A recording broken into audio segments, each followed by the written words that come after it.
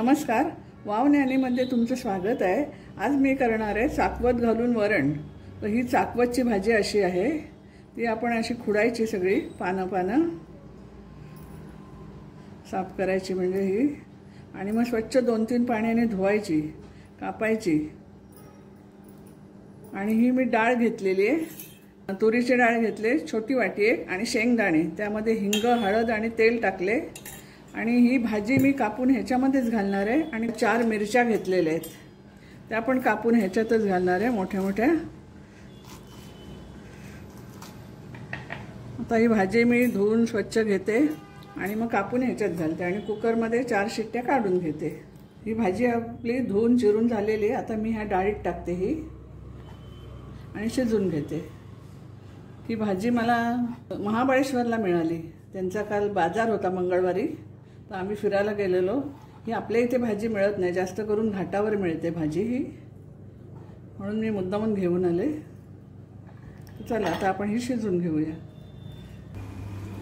ही डाळ आणि भाजी आता आपली शिजलेली आहे।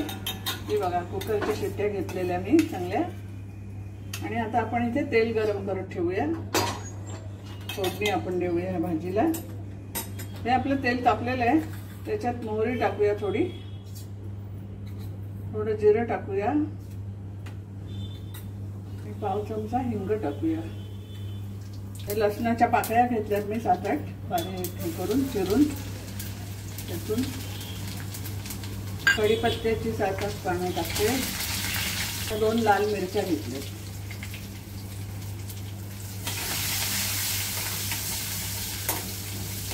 त्यामध्ये थोडं मी लाल तिखट टाकते,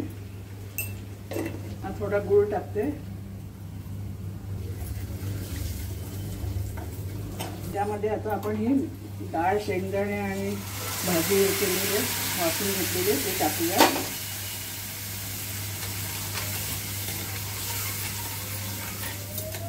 भात, भाकरी, चपाती कशाबरोबरही तुम्हाला खायला आवडेल। चवीप्रमाणे थोडं मीठ टाकूया, थोडंसं पाणी टाकते।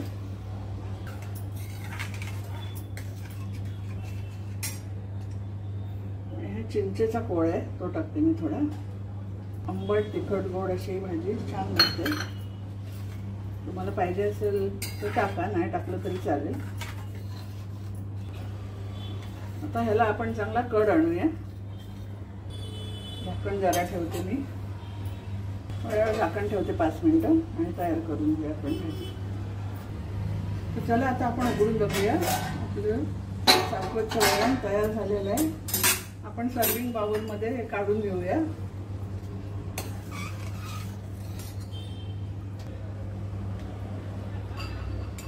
बघा किती छान झाले, पौष्टिक आहे, आणि पालेभाजी म्हटलं तर त्याच्यात कॅल्शियम आलंच।